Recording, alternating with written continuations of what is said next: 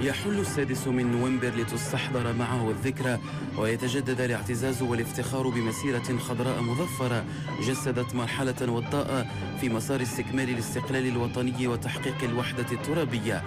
كل المغاربة يؤكدون وهم يخلدون هذه الذكرى الوطنية المجيدة صمودهم وتعبئتهم واستعدادهم لمواصلة السير قدما على درب الملاحم والمكارم لصيانة وحدتهم الترابية وتثبيت مكاسبهم الوطنية. حدث أظهر للعالم بأسره مدى التلاحم الذي جسدته عبقرية الملك الموحد جلالة المغفور له الحسن الثاني طيب الله ثراه وتجند شعب أبي ناضل من أجل استكمال وحدته الترابية. وكانت الانطلاقة بخطاب تاريخي لمبدع المسيرة الخضراء عشية المسيرة. شعبي العزيز، غدا إن شاء الله ستخترق الحدود،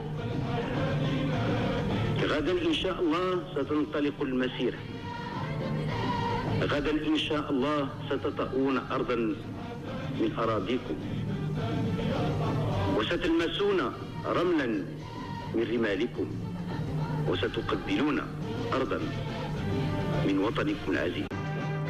انطلقت جماهير المتطوعين من كل فئات وشرائح المجتمع المغربي ومن سائر ربوع الوطن 350 ألف مغربي ومغربية بنظام وانتظام توجهوا صوب الأقاليم الصحراوية لتحريرها من براثن الاحتلال الإسباني، وبأسلوب حضاري سلمي فريد من نوعه استرجع الحق المسلوب وتحقق لقاء أبناء الوطن الواحد بعدما حطمت الحدود المصطنعة وانتهى الوجود الاستعماري على جزء غالي من الوطن.